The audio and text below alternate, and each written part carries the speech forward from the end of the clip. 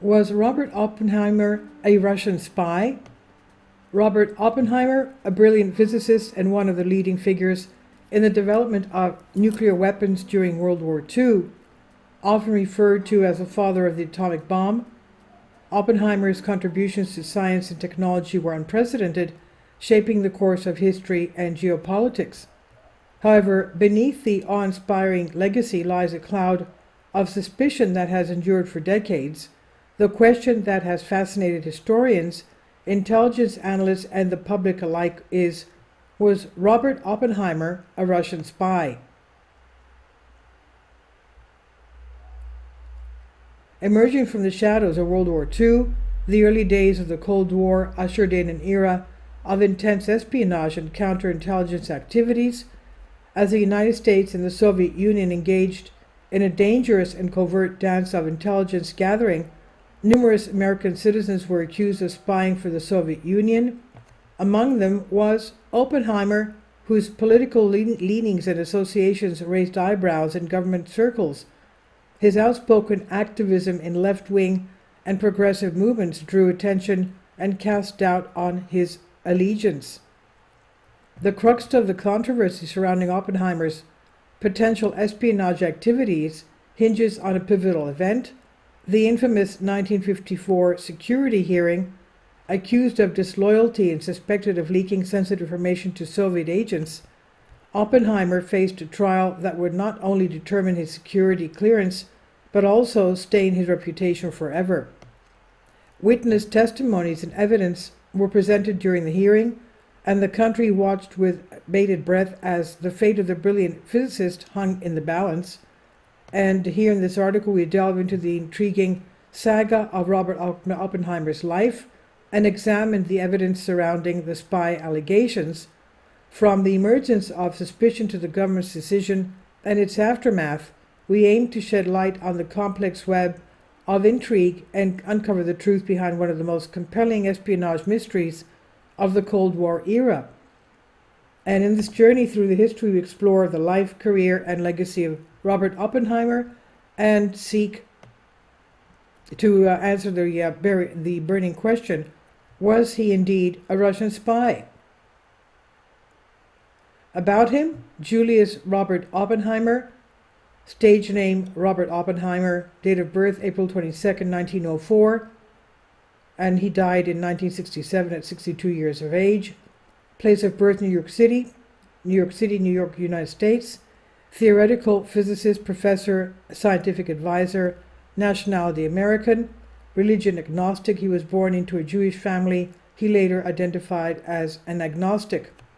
Ethnicity Ashkenazi Jewish. Zodiac sign Taurus. Education Harvard College, Bachelor of Arts 1925. University of Cambridge, England, doctorate in physics 1927. University of Göttingen, Germany, doctorate in philosophy 1929. Height 5 foot 10 inches. Now, emerging of suspicion from the outset of his prominent scientific career, Oppenheimer found himself under a watchful eye of the U.S. authorities due to his political leanings and associations. During the 1930s and 40s, a time marked by heightened anti-communist sentiments and the emerging specter of the Cold War, Oppenheimer's left-leaning politics, beliefs, and past affiliations raised concerns among intelligence agencies. His involvement in various left-wing organizations and outspoken support for progressive causes drew attention, leading to his inclusion in the government's radar for potential security risks. And as early as in 1930s, Federal Bureau of Investigation, the FBI, had been discreetly monitoring Oppenheimer's activities, recording his interactions and meetings with individuals perceived to have communist sympathies. While not yet the focal point of a full-scale investigation, these initial signs of surveillance were the precursors to more significant scrutiny than would follow in the coming years. Robert Oppenheimer's association with certain individuals who themselves came under suspicion of espionage added another layer of complexity to the growing concerns surrounding him, notably his involvement with his brother Frank Oppenheimer, who had ties to communist organizations, raised eyebrows within the intelligence community. Additionally, some of the Oppenheimer's colleagues and acquaintances were suspected of engaging in espionage activities for foreign powers, and one such individual was Hakon Chevalier, a poet and close friend of Oppenheimer, who was suspected of having communist ties and potential connection with Soviet intelligence operatives. These associations, combined with Oppenheimer's own political inclinations and leadership roles in left-leaning organizations, fueled speculation about his potential vulnerability to exploitation by foreign agents. And while these connections were not conclusive evidence of espionage on Oppenheimer's part, they contributed to the mounting suspicion and eventual investigation that would cast a shadow over his distinguished career. As the United States entered the uncertain and perilous realm of the Cold War, the emergence of suspicion surrounding Oppenheimer came to the forefront, raising serious questions about his loyalty and the potential threat he posed to national security. In the following years, this suspicion would escalate into full-blown security hearing that would shape the trajectory of Oppenheimer's life and cement his place in history as a central figure in one of the most captivating espionage sagas of the era. The Oppenheimer security hearing, a pivotal moment in the saga of Oppenheimer's alleged espionage activity, came in 1954 security hearing. The hearing was a culmination of years of suspicion and surveillance by U.S. authorities, finally putting Oppenheimer's loyalty and integrity to the test. The charges leveled against him were grave, questioning his allegiance to the United States and suggesting that he might have compromised national security during his involvement in the Manhattan Project and beyond. At the core of the charges were allegations that Oppenheimer had association with individuals with known communist ties, raising doubts about his suitability for possessing classified information and holding a prominent position with the scientific community. Furthermore, he faced accusations of failing to disclose past relationships during previous security clearances, adding to the gravity of the situation. The security hearing was a defining moment in Oppenheimer's life, with the potential to either clear his name or forever tarnish his reputation as a pioneering scientist and American patriot. During the security hearing, a plethora of evidence was presented by both the prosecution and Oppenheimer's defense team. The testimony of witnesses played a crucial role in shaping the outcome of the proceedings. Former colleagues, acquaintances, friends were called upon to recount their interactions with Oppenheimer and shed light on his political leanings, past associations, and character. Key aspects of the evidence included Oppenheimer's past affiliations with left-wing organizations and the extent of his involvement in their activities. The prosecution aimed to establish that these connections posed a significant risk, as they could potentially make him susceptible to manipulation or exploitation by foreign powers.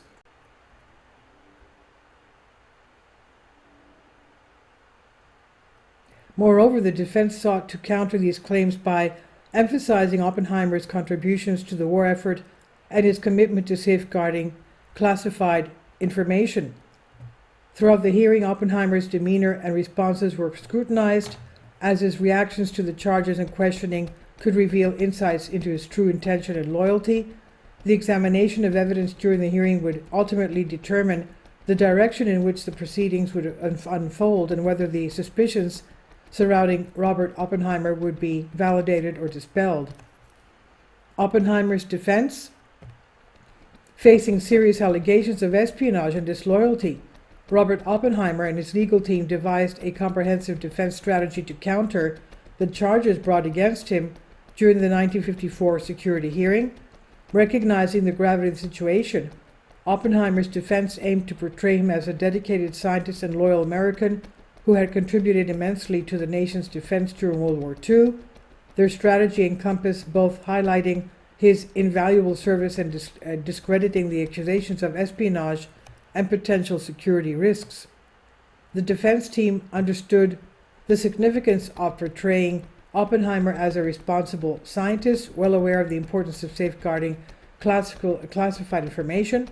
They sought to demonstrate his commitment to the principle of scientific integrity and the preservation of national security.